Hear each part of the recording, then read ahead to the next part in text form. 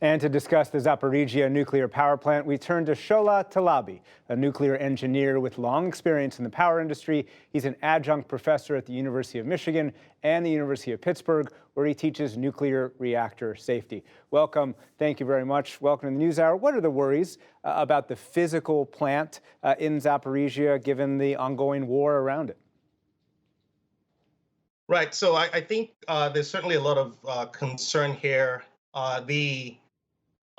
Speaking in non-esoteric nuclear terms, you can think of the plant as a system that's under stress, and any system under stress, under sustained stress, would eventually fail. And the question is really how, when, and where. So you can think of three P's. You can think of the people who work at the plant. You can think of the processes, and you can think about the physical structures. They are all under stress. The people are under duress, working under duress, the threat of violence, so that creates stress.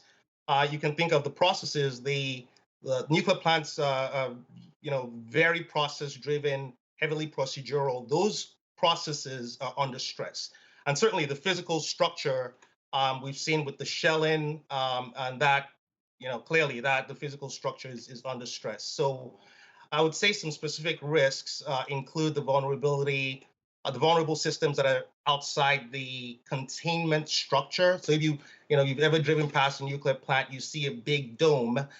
Those components and elements that are inside the dome are generally relatively safe from the physical stress, but there are a lot of critical systems that are outside, and those are certainly more vulnerable to the attacks. And so one of those systems seems to be the electricity, right? The electricity needs to Yes. remain to the plant. Otherwise, what's the risk? Right. So it's something called a loss of offsite power, or loop event, where there are critical cooling systems that require electricity to function. And the key with nuclear safety is really about keeping the plant cool. So any systems that may be affected, they're related to cooling that require outside electricity to perform, are certainly vulnerable. And how concerned are you? I mean, we're talking about the possibility of a radiation leak. You talked about the safety of the plant itself from sustained bombardment and this electricity risk. How worried should we be? I think we should be very worried. And again, it's because even though these nuclear plants are very resilient, and they have redundant systems, they are designed for what's called design basis threats. And these threats, believe it or not, are still generally within the design basis. But the fact that they're sustained, that could put them in the realm of being beyond the design basis. And so I would say that, especially like you mentioned, the electrical systems that support cooling, but also those systems that are outside the dome, things like the spent fuel pool, which is what it sounds like, the fuel that's being used, that's stored outside the containment structure, still has a tremendous amount of energy and the ability to release radionuclide particles that could create an inhalation risk. And I think just in the intro to this segment, someone it had been mentioned that there could be that spread of the radionuclide particles throughout the atmosphere, and certainly you could have a significant environmental incident. The IAEA has said there's no immediate threat, but, quote, that could change at any minute.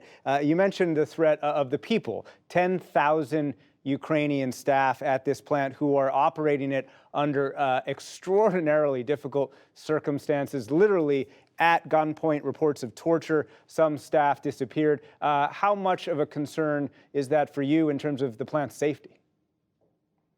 It's a significant concern because at the end of the day, no matter how resilient the system is, you need the human factor, you need the human element to execute those processes correctly and effectively. And so there's a category of analysis called human factor elements. That human factor is currently under significant stress. And if you looked at a plant safety model, you would actually be able to some extent, quantitatively express the degradation in safety that you have because you have the human factor under stress. So it's a significant element. The plants are resilient, but any system, again, that's under sustained stress will eventually break. Sobering words. Shola Talabi, thank you very much. Thank you for having me.